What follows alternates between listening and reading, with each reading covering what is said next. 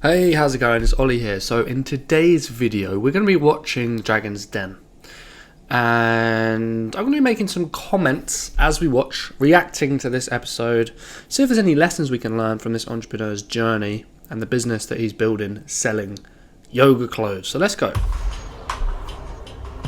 The next entrepreneur to enter the den is the single-minded and self-motivated Louis Dorigny.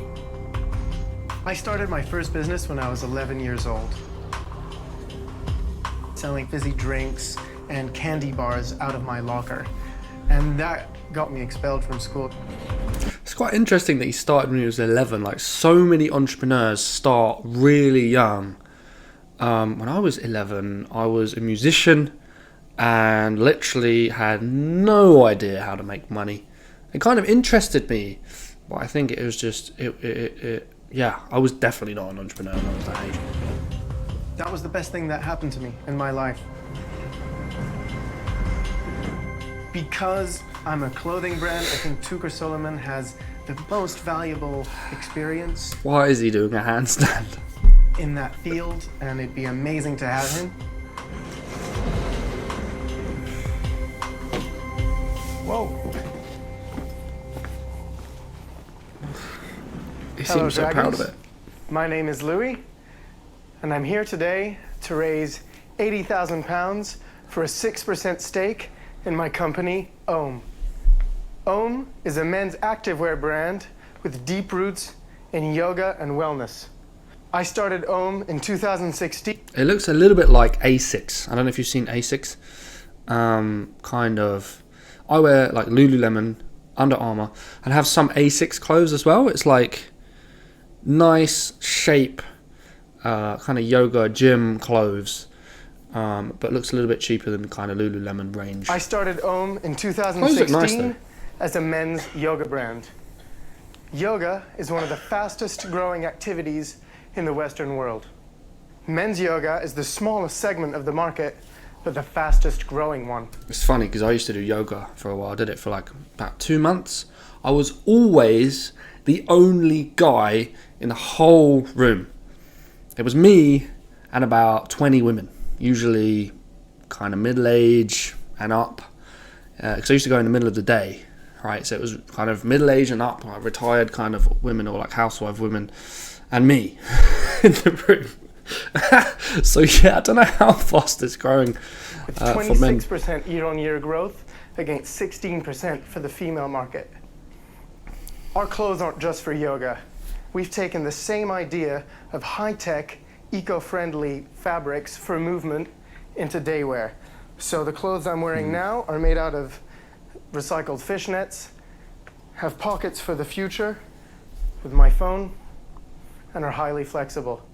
Our sales have more than doubled year on year, and with the help of a dragon, we can go much, much further. It's interesting, he spread his net very wide. He's doing yoga clothes, but now he's also doing day wear, like normal clothes as well. Like for a relatively new company, seems like he's spreading his net a little bit wide. I've got some gifts for you guys, Wonder if it's working. and then I'll welcome some questions. Louis Dorigny's offering to the Dragons is yoga-inspired clothing made from recycled materials. You got my size right? Yep, I think so, I hope. He's looking to give away 6% of his company in return for 80,000 Tuka's always got banter. And Peter. Thank you. Peter Jones wants to get straight to the core of the business. Louis, give me the last 12 months of sales. How many millions have you sold? So That is the most passive-aggressive question. But yeah, give the guy a chance, man. Asking him how many millions have you sold. last year we did One thing, I know people who've been on the Dragon's Den, and the Dragons will roast you and be really harsh just for the purpose of TV. So I'm sure they're much nicer like in person. They want to get a reaction out of you, basically, to make good TV. 260,000. The last 12 months of sales. How many millions have you sold? So last year we did 260,000, and so far this year we've done 220,000. What was your gross profit against that? That is 198,000. So gross profit always used to confuse me, still confuses me sometimes. Revenue minus the cost of goods sold. So anything that you need to do in order to make the sale. Deduct that from the revenue and you'll get your gross profit. So we did 260 revenue, 198 gross profit. 198. And did you make money? No, we lost money. How much did you lose? 180,000. Right, so he's made a loss in his first year. Is that necessarily a bad thing? To be honest, it depends why he made the loss. I mean, let's figure it out. So he did 260 revenue and he made 180 loss. So how much did he spend in order to make the 260? Well, he must have spent 440,000 that year in order to make the 260, which means he made 180,000 loss. So the question is, what did he spend the 440 on? Like, what did he spend it on? If he spent it on good stuff to actually grow the business and move it forward, then it could be okay that he's made a loss. If he spent it on dumb things, over-ordered, things like that, then it could be an issue. So let's find out, why has he made such a loss? And where did you get the money from to launch the business? Who's invested? So I raised £285,000 from friends, family, and some colleagues, and the rest of the money, £600,000, I put in myself. 600,000? Yes. Sorry, you put Where? 600,000. Correct. You put in yourself. Yes. Where did you get that money from, Louis? When I was 18, I had a bit of money, and I put it all in a company that I really believed in that just went public, Facebook. See, I think that was a dumb idea, man. If you have all your money and you put it into one company, even if that company blows up, I still think your investment strategy was dumb. Like, yes, he was successful and he, grew the cash because Facebook was successful, but there was a chance it could have flopped. There's lots of companies that have big promise and people put all their life savings into it and it flops. Like, you don't have a crystal ball. I think diversifying is always smart, but I think he did a dumb move and got lucky. I don't think it was a solid investment strategy, but it worked, so How good much on did him. you make? About $2 million. You made $2 million. Yes. Got lucky. Well done, you. Thank you. Wow, that was some punt. Well, I studied mathematics, and the type of mathematics Facebook were using to do their online targeting, I understand very well, and I immediately saw how valuable that business is. He understood the magic of Facebook. I still think it was a lucky win, though, to be perfectly honest. But hey, he's the one sitting on 2 mil cash, so he's done incredibly So, well. Louis, how old are you now? 27. Okay, so at that point, 2 years ago, you thought, crikey, I'm a millionaire now, and I'm still in 25. Mm-hmm. How did you come to decide what to do? I'd been doing yoga for a long time, and I knew that there was this big gap in the market. I kind of had this dream of wearing clothes every day that I could be really proud of because I really care about the environment. Yeah. I just thought, this brand doesn't exist that aligns Jenny's just like, yeah, shut up about the environment. Tell me about the with numbers, my right? values. And so this is a way for me to get to there, is to start in a wide open area, men's yoga, and inch my way up through it. Louis' intimation that he's got a nose for business and ethics to go along with it has put him in a strong position with Jenny Campbell. Peter Jones wants to know how the company's assets are shaping up. So £885,000 has gone into this business so Correct. far. How much have you spent of that 885? So we've spent about 280,000, and we've got about 400,000 left in stock, and a little over 100,000 pounds in cash in the bank. So basically his balance sheet's a piece of crap. Right? Because he's got tons of money tied up in inventory, barely any cash compared to the amount of money he put into the business, and the business owes him loads of money because he put loads of money in. So the balance sheet is very unhealthy. I don't think the Dragons are going to be happy with that because it's a flight risk, right? What if he can't sell all of that inventory? I mean, it's It's not good to have all your money tied up in inventory, basically. Okay. Hence your valuation. Hence my valuation. Louis, Yes, hi Turkish. I must say, when I looked at the product, it's good. Thank you. You gave me a Grey Mile t-shirt. What do you sell it for retail? That one is 36 pounds. What does that cost you? Landed cost $4 and Damn, that's a good markup. So he's making $32 after cost of landed goods per t-shirt. the UK. That cost you $4. Correct. He buys better than you. I'm impressed. Peter's throwing shade at Tuka. I would pay 36 for that 100%.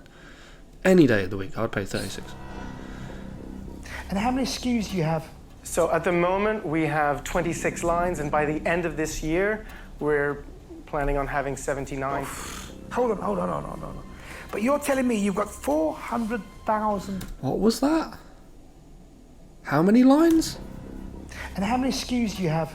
So at the moment we have 26 lines, and by the end of this year we're planning on having 79. Hold. So he's going, yeah, like I said in the beginning, he's going a really, really wide net already across the yoga niche and the daywear niche. And he's bought all of this inventory, and he's intending on buying more, going from, 26 lines to 79 lines. That's risky, man. No. But you're telling me you've got £400,000 worth of stock. So based on your figures, you've got 2 years worth of stock. Correct. Cool. Is that a good business?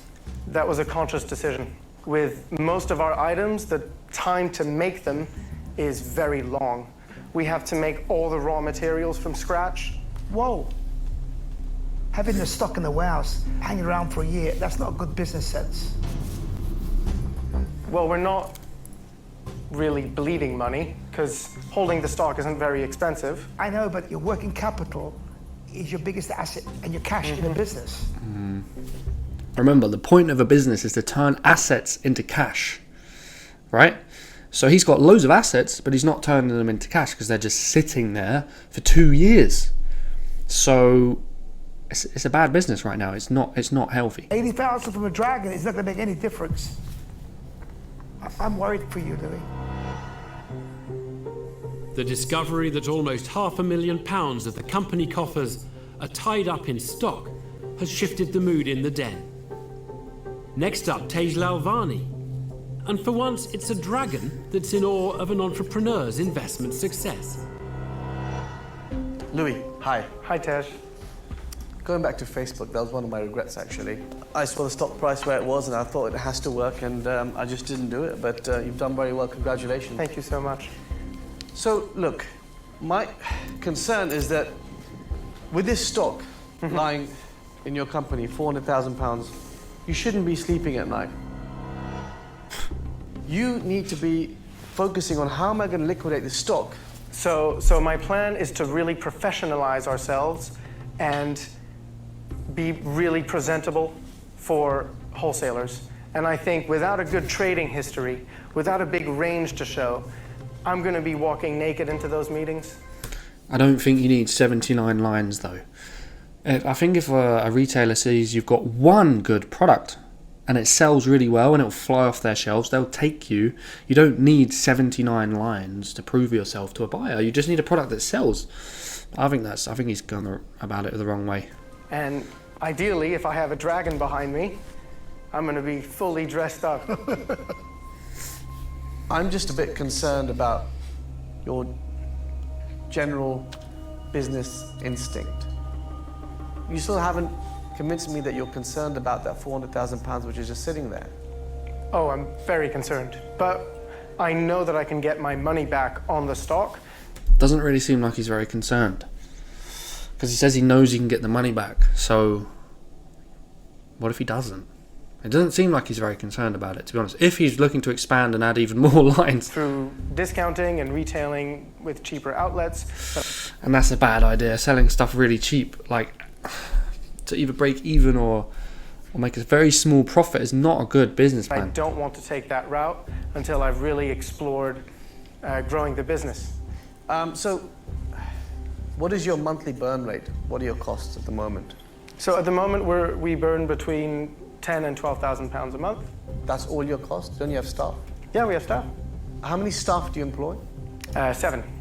You shouldn't be having 7 full-time staff when you're losing money like this in a business, 3 people, I believe, should be giving you a turnover of £250,000 of what you're doing right now. I read somewhere that for every $150,000 worth of turnover, you should have 1 full-time employee, depending on the business, between $150,000 to $250,000. So he's doing $260,000 a year now. This year he'll probably do more. He'll probably do $400,000 maybe, and he's got 7 employees. So he's overstaffed basically at the moment.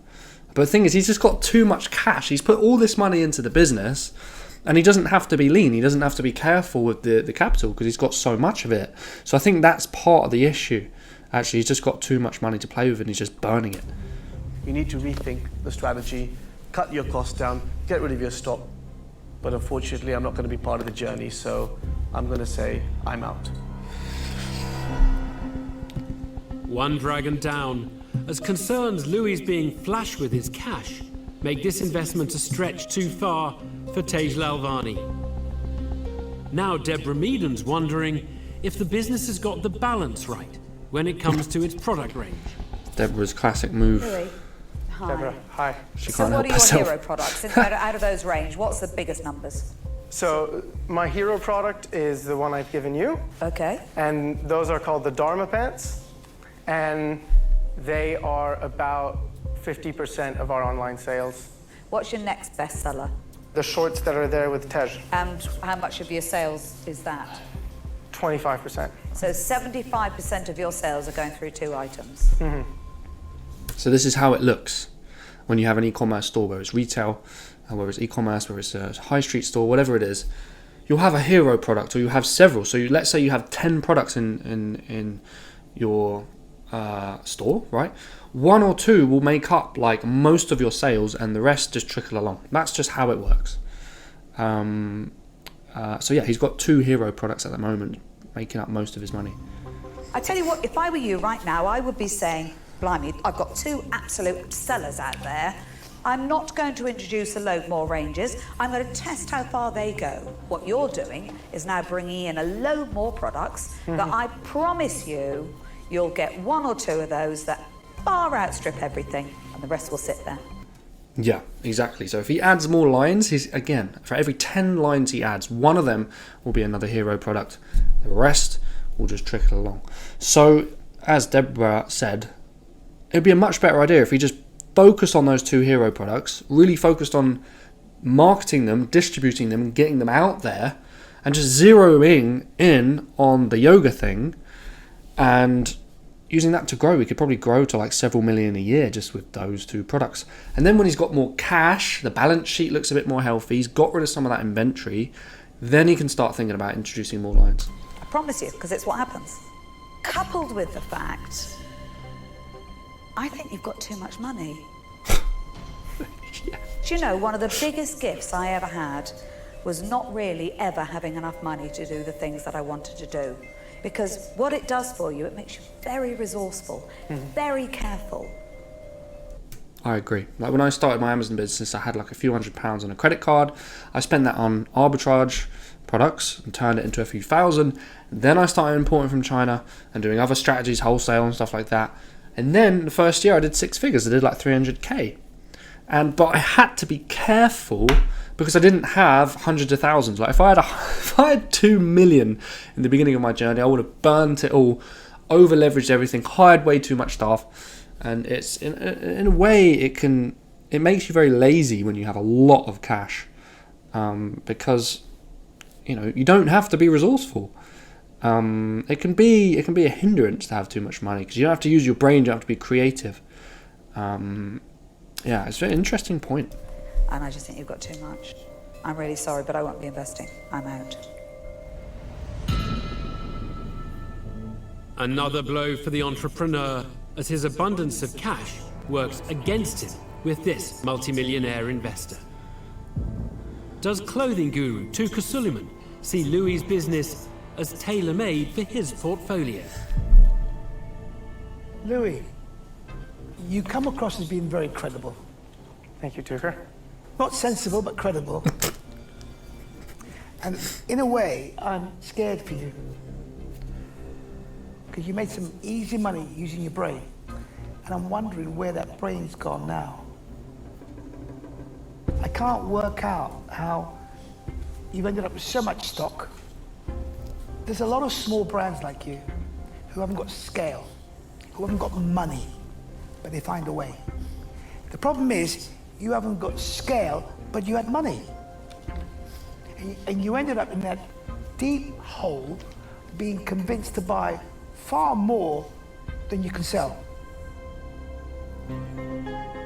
I like the product, I like you, the numbers that add up.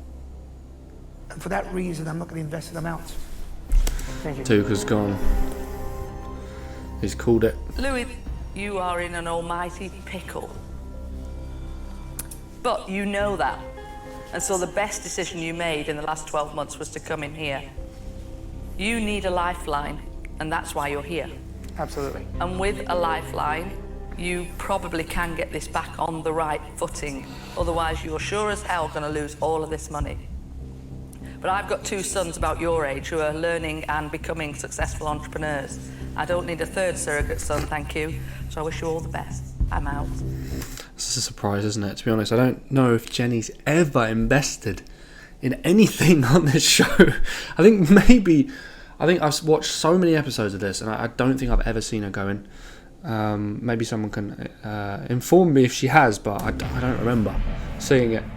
So near, yet so far, as Jenny Campbell refuses to nurture Louis' fledgling business. Leaving just Peter Jones, whose chakras seem unexpectedly aligned with the product on offer. Louis, I have a very different opinion to all of this. I do yoga Mondays and Thursdays. I'm wearing like old shorts that I haven't worn for 30 years. And because I lost a bit of weight, I've even got a pair of shorts where I've got a hair clip and a pin on the side, which is a little bit dangerous. Bit dangerous, yeah. But I really like your business. Thank you, Peter. There is a definite risk with you making that money and your first business and you losing it.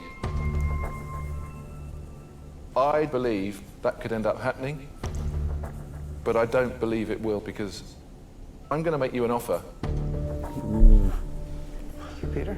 And I'm making an offer based on the fact that I actually do like the genuine passion and story behind it. I think he's going to want either 20 or 30% though. So I'm going to offer you all of the money, but I want 20% of the business. Thank you, Peter.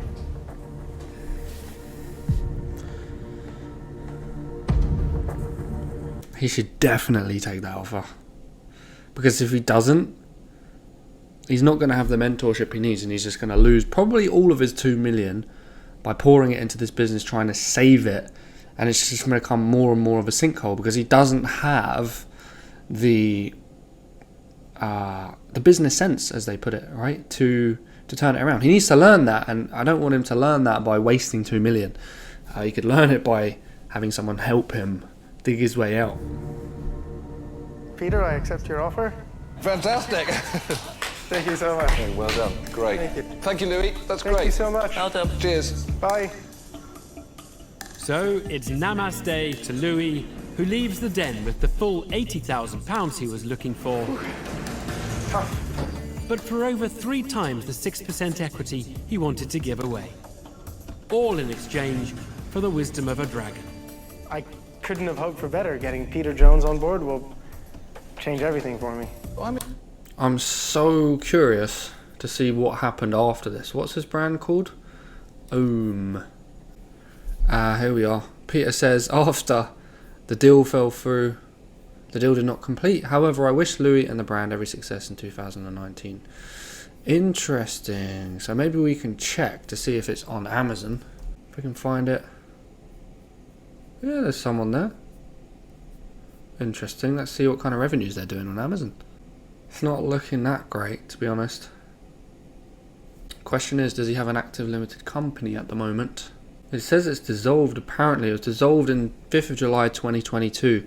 So unless he's transitioned and restructured and created a new limited company, which is possible, looks like the business is closed. So that's a real shame. I would like to know what happened.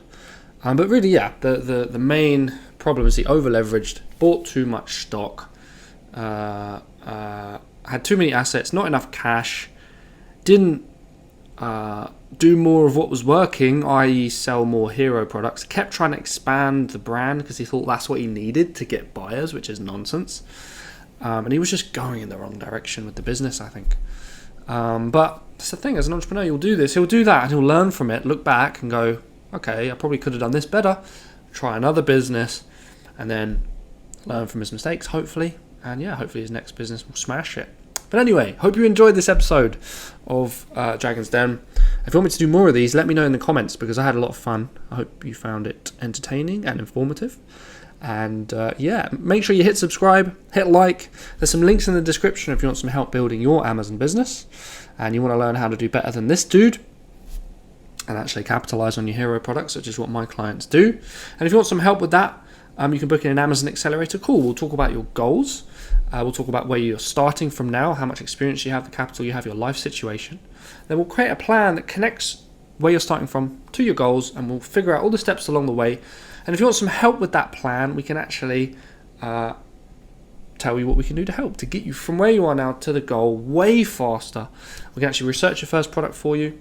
We can help you create your listing. We can help you import products from China, get them into Amazon's warehouse. We can give you one-to-one coaching and loads more. So let's chat. Click a link in the description, book in your free Amazon Accelerator call, and we'll catch up very, very soon.